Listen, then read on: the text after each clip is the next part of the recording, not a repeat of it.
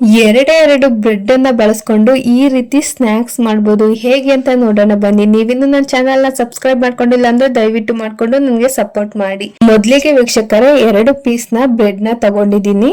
ಅದನ್ನ ನೀಟಾಗಿ ನೀರಲ್ಲಿ ಎದ್ಬಿಟ್ಟು ಇಂಟ್ಕೊಂಡು ಬೇರೆ ಬಟ್ಲಿಗೆ ಟ್ರಾನ್ಸ್ಫರ್ ಮಾಡ್ಕೊತಾ ಇದ್ದೀನಿ. ಹಾಗೇನೆ ಇನ್ನೊಂದು ಪೀಸನ್ನು ಮಾಡ್ಕೊತಾ ಇದ್ದೀನಿ. ಬ್ರೆಡ್ ನ ನೀರಲ್ಲಿ ಎದ್ಬೇಕಾದ್ರೆ ಮೇಲ್ಗಡೆ ನೀರಲ್ಲಿ ಮಾತ್ರ ಎದ್ಬಿಟ್ಟು ಇಂಟ್ಕೊಳ್ಳಿ. ಫುಲ್ಲು ನೀವು ಒಳಗಂಟ ತಾಂಡೋದ್ರೆ ಸ್ವಲ್ಪ ಕಿತ್ಕೊಂಡ್ಬಿಡುತ್ತೆ, ಅಲ್ಲೇ ಕದ್ರೋಗೋ ಚಾನ್ಸಸ್ ಇರುತ್ತೆ. ಇವಾಗ ನೆನ್ಸಿರೋ ಬ್ರೆಡ್ ನ ನೀಟಾಗಿ ಕಲಿಸ್ಕೊಳ್ಳಿ. ಪುಡಿ ಪುಡಿ ತರ ಮಾಡ್ಕೋಬೇಕು.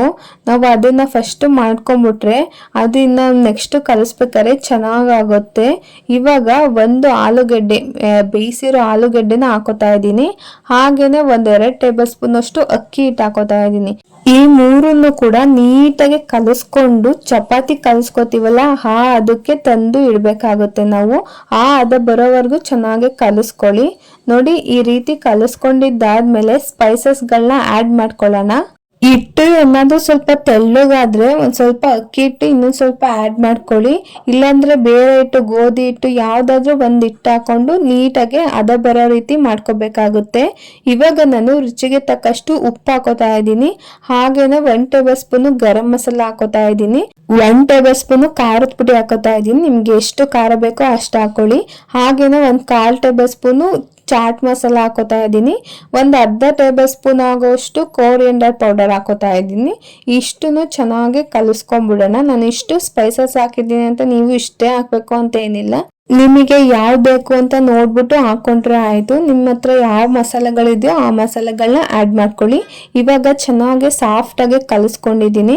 ಕೈ ತೊಳ್ಕೊಂಬಿಡಿ. ಇವಾಗ ಕೈ ತೊಳ್ಕೊಂಡಿದ್ದಾದ್ಮೇಲೆ ಎಣ್ಣೆ ಇಲ್ಲ ನೀರು ಏನಾರ ಕೈಗೆ ಸವರ್ಕೊಬಿಟ್ಟು ನೋಡಿ ಈ ರೀತಿ ತೊಟ್ಕೊಳ್ಳಿ. ನಿಮ್ಗೆ ಯಾವ ಡಿಸೈನ್ ಬೇಕೋ ಆ ಡಿಸೈನ್ ನೀವು ಇದ್ರಲ್ಲಿ ಮಾಡ್ಕೋಬಹುದು. ಮಕ್ಕಳಿಗೆ ಸ್ವಲ್ಪ ಕ್ರಿಯೇಟಿವ್ ಆಗಿ ಬೇಕು ಅಂತ ಅಂದ್ರೆ ನೋಡಿ ಸ್ಟಾರ್ ರೀತಿಯಲ್ಲೂ ಮಾಡ್ಬೋದು. ಹಾಗೇನೆ ಬ್ರೆಡ್ ಬಿಸ್ಕೆಟ್ ರೀತಿನೂ ಮಾಡ್ಬೋದು. ತುಂಬಾ ರೀತಿ ಇದೆ, ಚೆನ್ನಾಗಿ ಮಾಡ್ಬೋದು, ಕ್ರಿಯೇಟಿವ್ ಆಗಿ ಮಾಡ್ಬೋದು. ನೋಡಿ, ಒಂದ್ ಚಾಕು ತಗೊಂಡು ಈ ರೀತಿ ಗೆರೆ ಗೆರೆ ಎಳಿಬೋದು. ನಿಮ್ಗೆ ಯಾವ ತರ ಬೇಕೋ ಆ ತರ ಮಾಡ್ಕೊಳ್ಳಿ. ಹಂಗೆ ರೌಂಡಕ್ಕೂ ಸಹ ನೀವು ಮಾಡ್ಕೋಬಹುದು. ಹಾಗೆ ಬಟ್ಲು ತರನು ನೀವು ಮಾಡ್ಕೋಬಹುದು. ತುಂಬಾ ರೀತಿ ಇದೆ. ನಿಮ್ಗೆ ಯಾವ ರೀತಿ ಬೇಕೋ ಆ ರೀತಿ ಮಾಡ್ಕೊಳ್ಳಿ.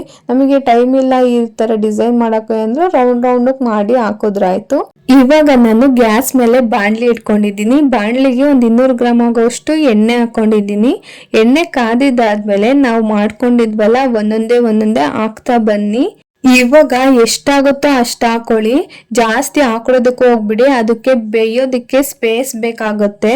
ಇವಾಗ ನಾವು ಹೆಂಗ್ ಬೇಯಿಸ್ಕೋಬೇಕು ಅಂತ ಅಂದ್ರೆ ಒಳಗಿರೋ ಅಂತ ಹಸಿ ಸ್ಮೆಲ್ ಎಲ್ಲ ಹೋಗ್ಬೇಕು, ಚೆನ್ನಾಗಿ ಗರಿ ಗರಿ ಆಗ್ಬೇಕು. ಅಲ್ಲಿವರೆಗೂ ನಾವು ಫ್ರೈ ಮಾಡ್ಕೋಬೇಕಾಗತ್ತೆ.